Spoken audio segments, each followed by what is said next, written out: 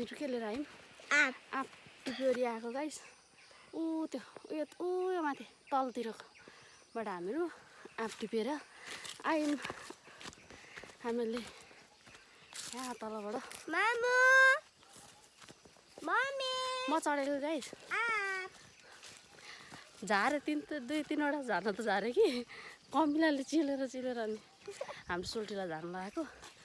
तल खोल्साबाट आँप टिप्योरी आएको मम्मीलाई देखाउनु न मम्मी उहाँको हातमा कति चारवटा छ हामीलाई लिन आउनु रहेछ त हजुर आयो high high high high mummy आप उहाँको हातमा कति सातवटा छ आँप टिप्न चढेको कि माथि रुखमा चढेँ नि दुई तिनवटा झार्नु त झारेँ कमिलाले टोकेर अनि सोल्टीलाई चढ्न लगेर झारेँ एउटा हुन्थ्यो माथि जानु त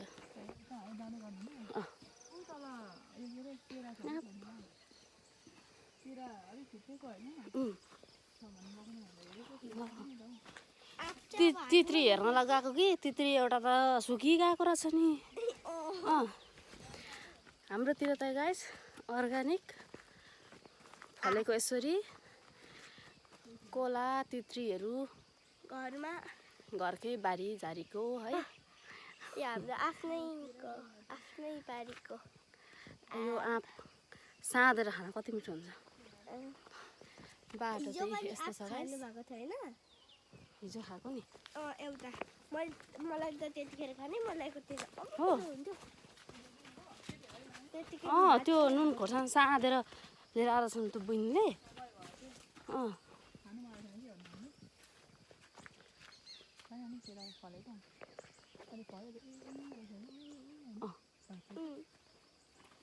तलतिर उठो हाम्रो मुनिको चाहिँ हाम्रो बारी हो म चाहिँ नहेरेँ अनुहार कस्तो घिन्न बिहान बिहानै फ्रेस अनुहार हो यो हामीहरूको चाहिँ आँप को कोलाई मनपर्छ गाइस आँप खान आउनुहोस्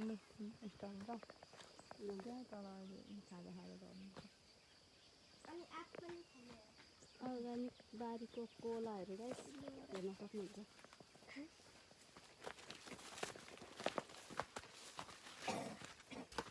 बाबा जन्मेदेखि नै यस्तै बाटो थियो के भन्छ अब दुई तिनचोटि फोन गरिसकेको थाहा छैन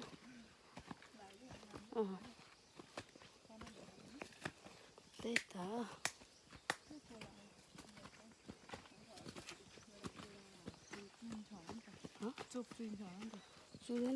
चुँदैन भन्नाले अघि आँप टिप्दाखेरि पेनमा लागिगयो चुप यसरी पेनमा गाइस मेरो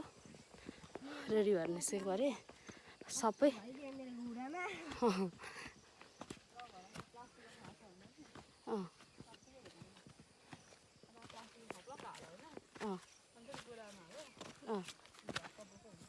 त्यही त हिजो पनि मैले उता आँप टिपेको थिएँ हो बिहेको घरमा हो अब कति धेरै भारी छ आँप बोक्न सक्नुपर्छ नि आँप बोक्न सक्नुपर्छ भन्दैछ नि यस्तो भारी छ आँपै सक्नुपर्छ बोक्नु सघाउनुपर्छ नानी हामीलाई भारी भइरहेको छ नि आँप हजुर छ नि सुकिगएको रहेछ चढ्नु त एउटा भेटेको सुकिगएको थियो सुकिरहेको छ सबै यो त गाइस हाम्रो तित्रीको रुख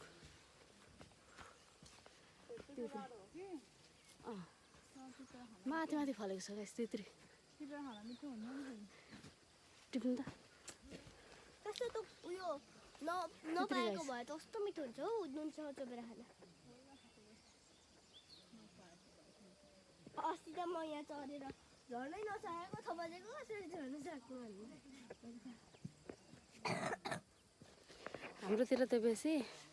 कोला र सुपारीको बोट देख्न सक्नुहुन्छ गाइस बेसी त्यही नै छ तित्रीको बोट भइ नै गयो आँपको त अघि नै म देखेको गएँ तपाईँलाई आँप टिपेर आएको कस्तो मेहनतले तल ओह्रालोमा झरेर आँप टिप्योरी आएको कमिलालाई टोकायो ल्याएको नि नानी कमिला यता यता कम्बरमा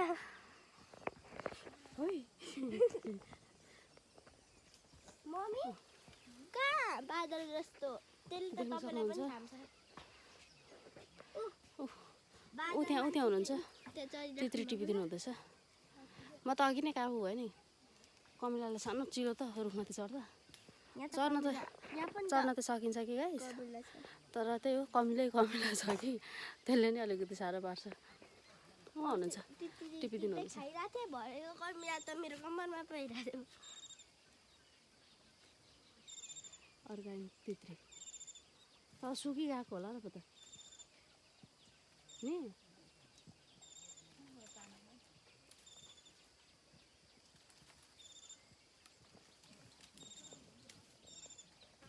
यो पनि सुकिगएको त्यो अघि नै मैले भाँचेको अघि एउटा टिपेको क्या सबै सुकिगएको थियो तित्री कति उज्यालो आयो अनि मामु त कस्तो छ हेर्नु है सुकिएको छ भने चाहिँ नटिपी हाम्रो गाउँ मुनितिर चाहिँ हरियाली कुखुराहरू पाइन्छ गाइस अनि त्यहाँ मान्छेहरू पनि बस्नुहुन्छ कुखुराको पनि त्यहाँ घर छ गाई हुन्छ नि गाउँघरतिर होइन सबै यतातिर चाहिँ फ्रेस नै पाउँछ कि रोपेको चिजहरू यहाँ त कुनैमा दबाई हालेको हुँदैन ताजा फ्रेस आँपमा पनि दबाई हालेको छैन हाम्रो यो अनारसमा पनि दबाई हालेको छैन याको त हाम्रै त हो नि दबाई नै हालेको सबै थोक अर्ग्यानिक पाउनुहुन्छ रहेछ यहाँनिर चाहिँ बारीझारी छ नि त यहाँनिर यसरी देख्न सक्नुहुन्छ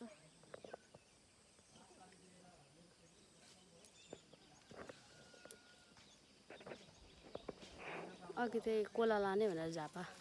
कोला लाने भनेर तलतिर गएको कि कोला टिप्नुलाई तलतिर झरेको थिएँ म त्यहाँ तलतिर अनि तलतिर जानु सकिनँ अहिले एकछिनमा गएर कोला टिपेर ल्याइदिनुहुन्छ अनि त्यस पछाडि कोला लिएर हामी झापा झर्ने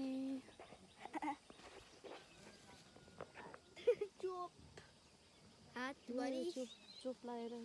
मेरो हातभरि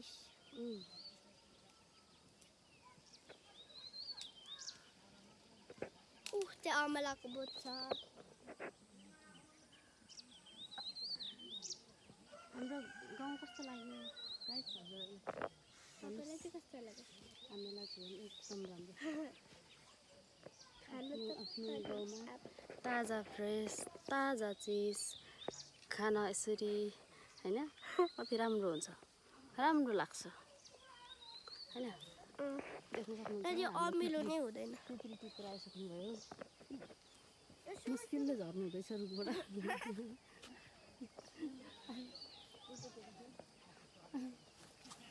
मुस्किलले झर्नु हुँदैछ कतिवटा त पाउनुभयो सुकेको थिएन हेर्नुहोस् तित्री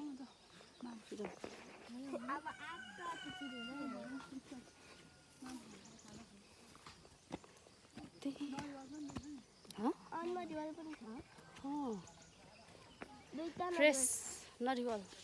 सुपारी गाइस देख्नुभयो हाम्रो गाउँतिर कति ताजा चिजहरू पाउनुहुन्छ हजुरले यहाँनिर म त घरतिर लाग्दैछु माथि घरतिर देख्न सक्नुहुन्छ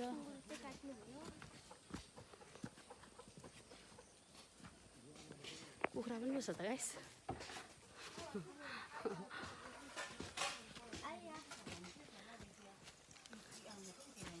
चाहिँ कसलाई अझैसम्म खुट्टा दुखिरहेको हो